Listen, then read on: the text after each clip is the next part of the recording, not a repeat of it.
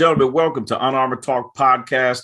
I'm your host, Mario P. Fields, and today's guest is Tony Lynch. I met Tony Lynch maybe about 3 or 4 months ago, but it seems like I've known Tony for years. Tony, welcome to the show. How you doing, Mario? It's an honor to be on Unarmored Talk, man, and to be your guest today, man. We've been trying to do this for quite some time, right? I'm telling you, man, we have, and it's like for some odd reason things have just happened, but we were persistent and we got this. We're here today. Tony is the founder, producer of an amazing podcast called Memories of Us Podcast. Guys, get on Apple Podcasts or your favorite platform, search for it, download it. Some amazing inspirational stories that I believe will help you. And don't forget, if you haven't subscribed to us on Apple Podcasts or your favorite platform, just search Unarmored Talk, Mario P. Fields. It'll come up. Subscribe, leave that rating, get on YouTube, follow me on YouTube at Mario P. Fields YouTube, watch some amazing videos, or you can catch some other videos that the kind of old and legacy videos, but it'll keep you inspired. But Tony, can you tell the listeners and viewers a little bit about yourself?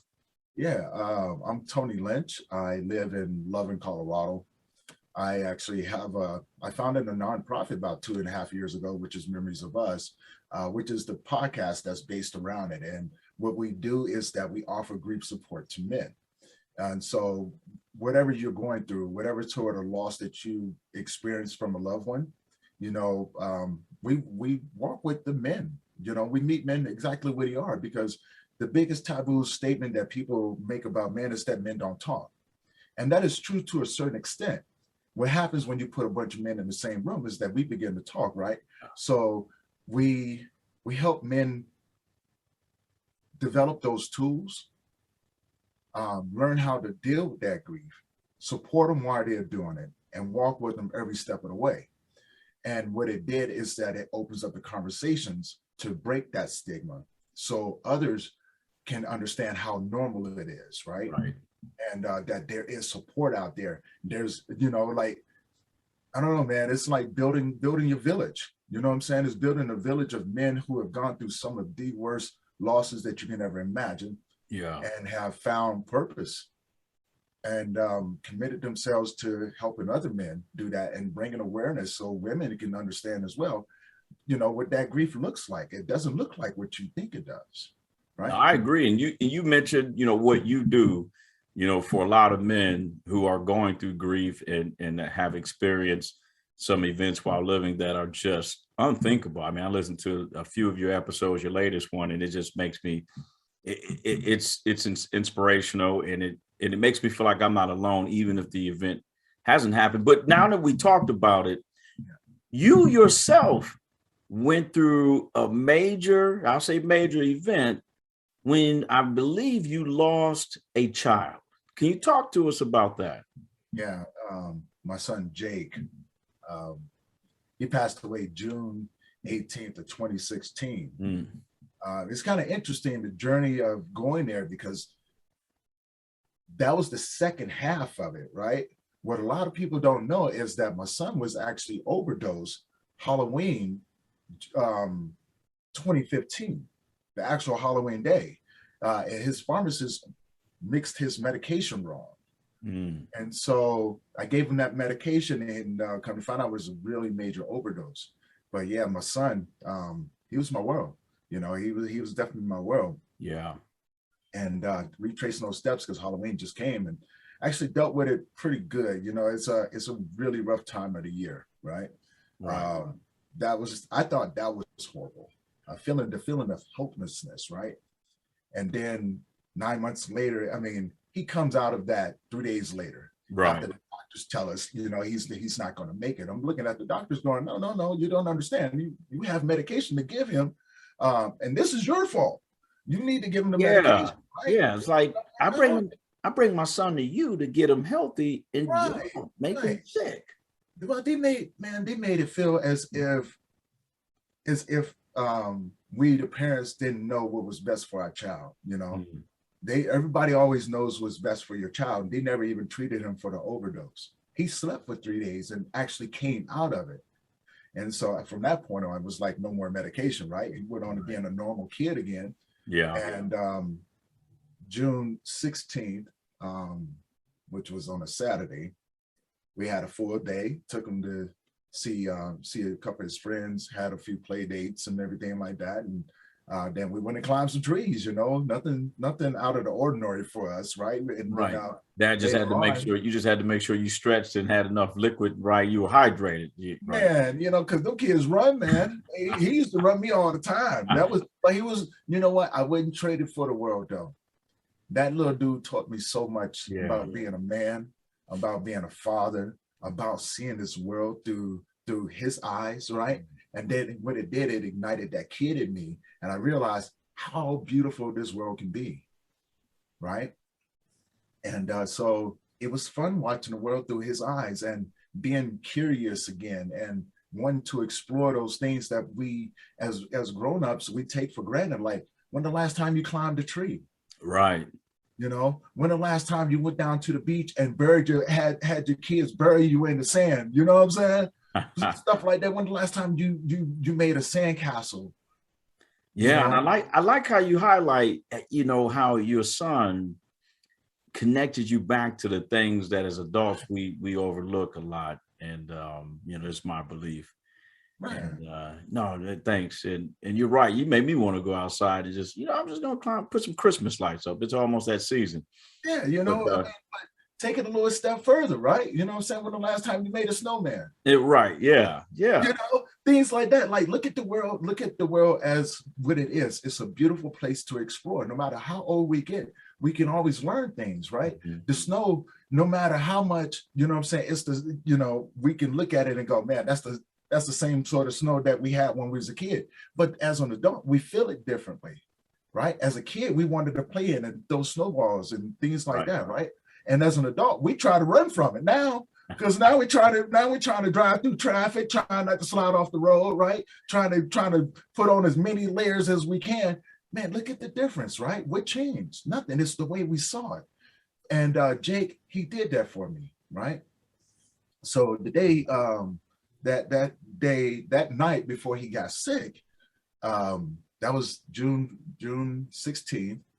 After we did all of that stuff, man, one of his real good friends, my neighbor, was having a birthday party. So he went over there. After all of that, he's going over there swimming and stuff, right? Playing with the kids, running around. He's got this unlimited amount of energy. Yeah, I'm like, Jesus, how much energy do you have, right? But I loved it, though. I wouldn't have changed it. And then they got done playing, had cake, and so we were sitting outside, and I remember the words before we went in. We was looking up at the clouds. It was summertime, and the clouds was like pinkish orange. And so he was just sitting up there looking at him, and he was going, Daddy, look at the clouds. And I told him, I said, Bubba, those are the angels making cupcakes. And he looks at me, his eyes light up, right? He goes, well, I want some cupcakes, right? And just so happened I just made some. I just made some. They were sitting on the counter. So, call them in and we eat dinner. We have cupcakes. We have father-son time. We sit down and we talk for a little bit. And then we put on a movie and put him to bed, let him say his prayers and go to bed. And next morning, my little guy got up and just was not feeling right, and that's where it started. He was just sick. God, awful sick. And this is on a Sunday, and we had a routine on Sunday, like when we get up, we go to church, right? He loved Sunday school. And he kept me in track on going to church, man. If I felt like I didn't want to go, he was like, Daddy, let's go, And so for him to tell me, Daddy, I can't go right now. And if my friends come over, can you please tell them that I'm sick and I'm going to just rest for a little bit. And it was just different. It was really different. Like, he couldn't keep nothing down on his stomach, nothing. Now, this is 9 months later. Right. This is 9 months later from the overdose. Yeah, from the overdose, right? Yeah. So he is 8. He is 8 at the moment, and 8 years old.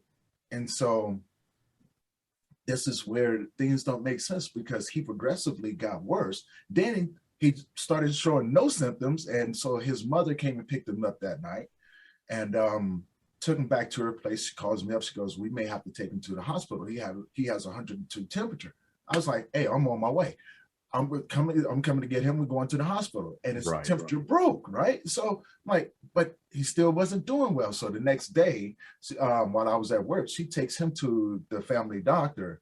and they immediately admitted him to the hospital. So I get the call while I'm at work. I'm driving a trash truck at the time, and she goes, "Hey, we're in the hospital." I said, "What in the world?" "Well, he's peeing blood." Right. "Oh, what do you mean he's peeing blood? That's kidney problems. He shouldn't be having kidney problems at 8 years old, right?" Yeah. So I call my supervisor. "Hey, I'm coming in. I got to go. My son's in the hospital." We get down there. My son is just, he's laying on the bed, and they trying to get IVs in him. They can't get IVs in him, right? So this is where this really gets graphic. Yeah. So I get No there. worries, man. He's laying on the bed, and I'm talking to his mom. "What is going on?" She goes, "I don't know. They haven't said anything." So for 9 hours I sat there when my son was struggling. They can't, the hospital, they didn't do what they were supposed to do. They couldn't get blood out of him because his blood started coagulating throughout his body. Didn't know, right? So finally, 9 hours later, we get airlifted down to another children's hospital down in Denver. We get there, these doctors are on top of it, right? These doctors are like, "What do you want us to do?" "Okay, I want you to figure out what's going on with my son."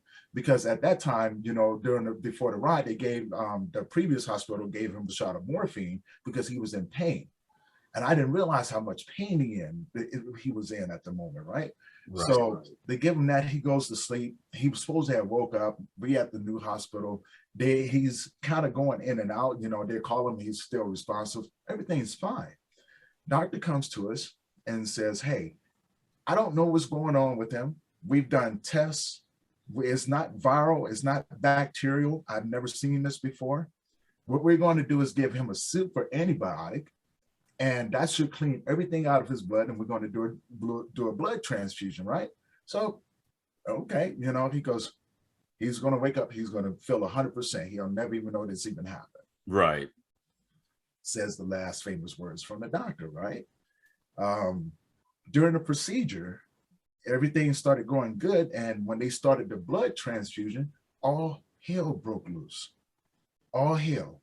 There was blue lights going on there. I've never seen no stuff like this in real life before, right? Right. And I'm not thinking what's about to happen is about to happen. So we got nurses and other doctors running in from Florida. I mean, there's people just passing bags of back. And I'm looking, I can see through the window, and I can see one of the male nurse aides over there,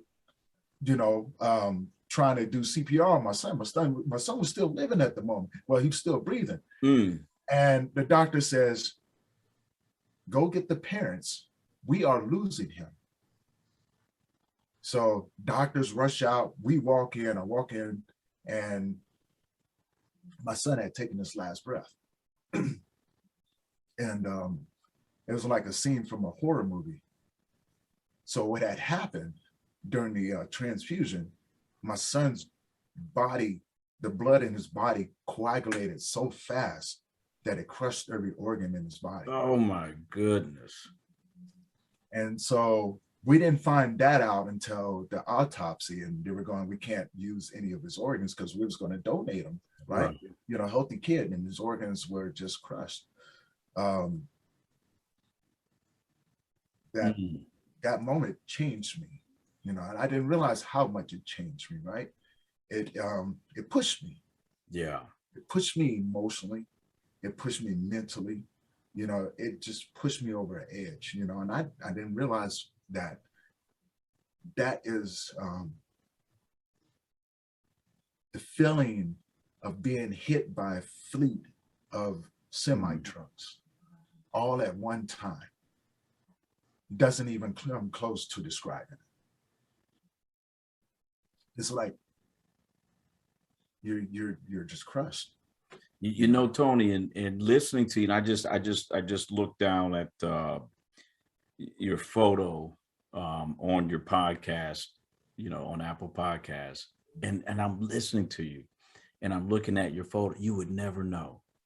No. You would never ever imagine that you have survived, experienced something like this. I mean, my heart is just dropping listening to your experience. I mean, man, This is wow. it's definitely a tough pill to swallow, you know. And still trying to swallow that pill, but I've gotten to a place now to where I'm able to use those those tools that I learned as I walk through that journey, right? Right. To give back to other men just like myself, and help women understand too, bring awareness to them that, hey, you know, this is what it looks like. Right. Not everything of what you think, and don't assume you know anything. Right. Especially, and it's huge across the board, right? It's huge across the board. Most spouses, when they go through something, most females will often forget about their male counterpart, Yeah. because to us, we take on a different role. Right. For me, I didn't have any more roles, right? I didn't have any other role. I didn't know what I was supposed to do after that. I really didn't. I mean, I was a father, right? I had purpose, Right. right? And I was learning how to be a better man. So I had a direction to go in to be better every day, and not just for me, but for my son, because I wanted him to be better than me. You know, Yeah. I didn't want him to have to make the same mistakes that I did. So I wanted to set the bar high and take him on a different path of maybe, hey, when you get older, start your own business. So we had a good like, and we love personal training, right? And I was a personal trainer. So ever since he was 6, I was teaching him the ins and outs of being a personal trainer, Yeah. and how to run a business. So I started a company, and that was supposed to be in his company. So imagine all of those hopes and dreams of watching him grow up. And one thing that I was really proud of, he told me when he got older, he wanted to be a sniper. I said, well, let's research of how you become a sniper. So I took the education part out of it. I said, let's focus on these things right here, Right. it was putting him in the mindset, I have to get good grades in school. Right? I had to be the top of my class. I need to be this. He knew exactly what he wanted to do when he was 6 years old. So imagine when he passed away, I, I mean, all those hopes and dreams were gone. Right. You know? Yeah. It's just everything was just cut short Right. in a short 8 years. And when that occurred, Tony, what I know you probably experienced a lot of emotions, but what was one of the most devastating emotions that you experienced when this happened? It was the emotion of shame, true shame, right? Mm. And we talked about this earlier. And you know, it was my stinking thinking, right? Trying to, when that happened, I immediately, went to church, right? Yeah. Because I wanted to show them that, hey, you know what? This is not going to whoop me. But in the same sense, when I got there, now on one end, that's what I'm thinking. Like, this is not going to whoop me. Now I'm probably 4 days from my son passing, and people are looking at me going, what are you doing here? And then there was a side of me that when I got around them, that thinking was, I wonder what they're thinking about me. Mm. So then that feeling of guilt came around, and I thought myself into depression. I thought myself into isolation, right? So, I'm taking everything, I'm analyzing it, and it became hard for me to be around people because I always thought that they would look at me look at this guy, he just lost his kid. He Yeah, must, right. Like, yeah, yeah, this awful thinking, man. That stinking thinking is where I was at. and we often on the show we often talk about how to develop an accurate way of thinking, and I love how you've highlighted what happens when you inaccurately think. When you start thinking, you're putting things into your thought process that are not concrete. Right. They're, like you said, they're opinionated. And what are people going to think about me? And Right. how are people viewing me because I lost my child? And how it sent you into this mental state that wasn't healthy. What happened when you were kind of in this, I'll call it, phase? Oh man, everything Yeah. happens, right? Because you would think yourself into a suicide. Yeah. I mean, that's when I Wow. became the most cleverest, right?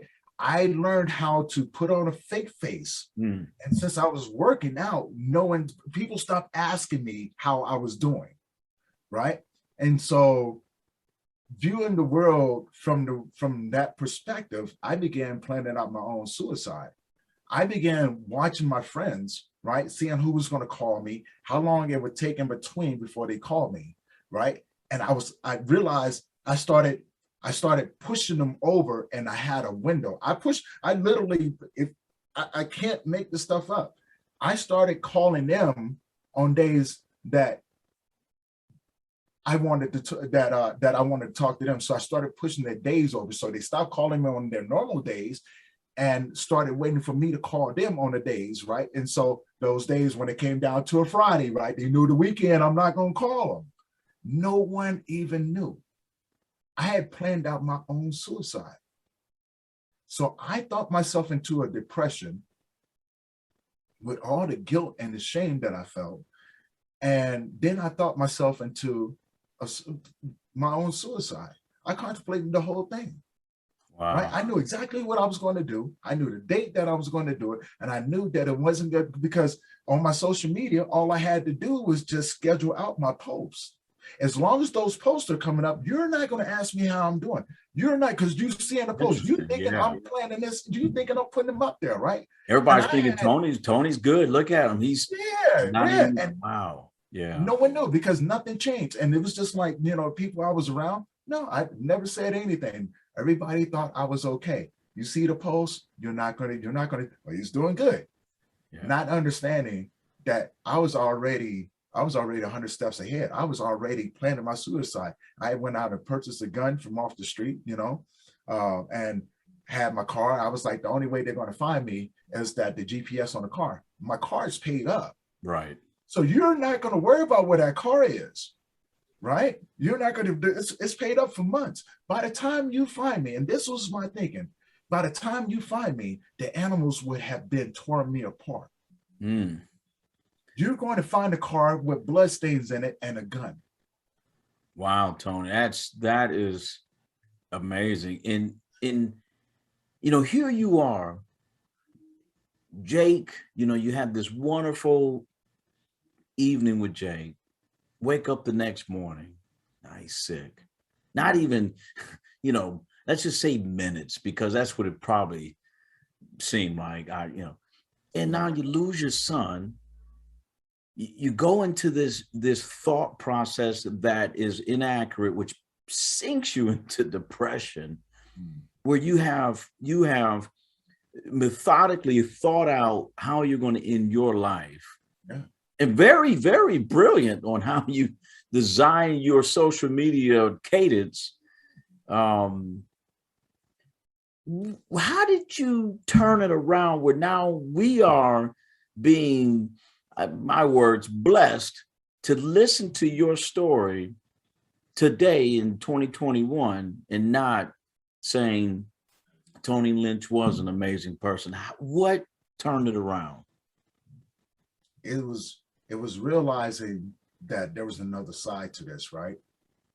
I'm a believer, and I felt like I was in a spiritual battle. It wasn't until I surrendered to that, and I began to understand the process, that my thinking went back the other way, and when I went, whoa, that's what that looks like, right? So I didn't know what grief was. No one ever taught me. So I started thinking myself, I went, whoa, this makes total sense. I now get it. I now understand where that misunderstanding comes. This is what it looks like. And so I started thinking, I went, okay, well, if this is what it looks like, then I need to figure this out. I'm already homeless. I had nowhere else to go. I'm on rock bottom. I just already attempted to take my own life. Right. It don't get no deeper than that, right? I've lost everything. Where do I go from there?